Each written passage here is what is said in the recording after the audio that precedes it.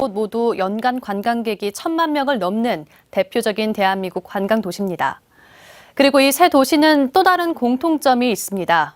바로 제주 4.3과 여순 사건이라는 해방 직후 참혹한 역사를 품고 있는 곳이기도 하죠.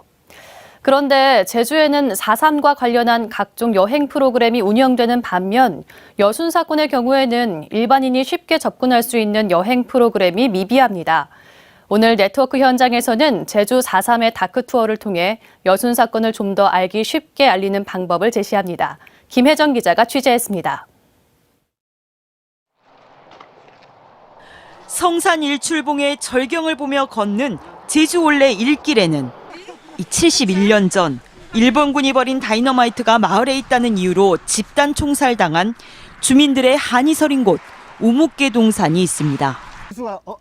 한날 한시 남녀노소 446명이 경찰과 군의 총에 쓰러진 북촌 마을길은 에메랄드빛 함덕 해변을 끼고 도는 제주 19번째 올레길 코스입니다.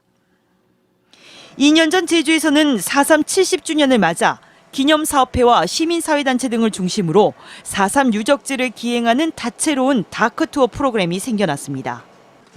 자치단체도 홍보에 나서면서 지난해까지 참가자만 3,000명이 넘습니다. 꿈 같은 풍경이라는 게 정말 적절한 표현같이 너무 아름다워서 그래서 정말 잔혹한 옛날 이야기를 들으니까 더 너무 극명하게 아픔이 드러나는 것 같아요.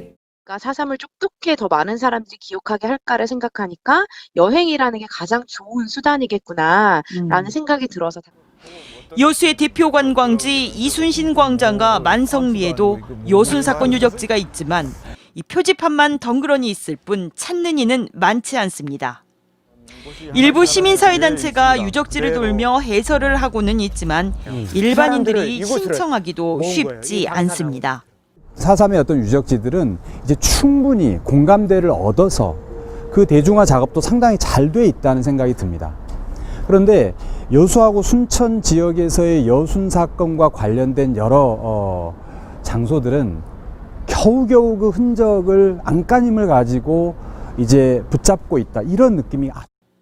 이에 KBS 순천방송국은 여순 사건과 제주 4.3 사적지를 잇는 랜선 역사기행을 마련했습니다. 다음 주부터 유튜브 KBS 광주 채널을 통해 대한민국 현대사의 비극인 여순 사건의 자세한 설명과 유적지의 상세 주소 등을 송출할 예정입니다. KBS 뉴스 김혜정입니다. 여수시가 경상남도 남해군과의 해상경계 획정 최종 심판을 앞두고 현행을 유지할 것을 촉구하는 시민 탄원서를 제출하기로 했습니다. 여수시는 내일 헌법재판소에 여수 시민과 전남 어업인 5만 3천여 명의 탄원서를 제출하고 바다를 생계터전으로 삼아온 지역 어업인들을 위해 해상경계를 유지해 줄 것을 촉구하기로 했습니다. 4.16 세월호 참사 진상규명 및 안전사회 건설을 위한 피해자 가족협의회와 전남 동부지역 시민사회단체는 오늘 성명서를 내고 세월호 참사의 성역 없는 진상규명을 위해 정부 자료와 관련자에 대한 정보를 투명하게 공개할 것을 촉구했습니다. 이들은 특조위가 성역 없는 조사를 할 수 있도록 사회적 참사 특별법을 개정하고 국회와 대통령이 세월호 진상규명을 하겠다는 약속을 지켜야 한다고 주장했습니다. 지금까지 순천이었습니다.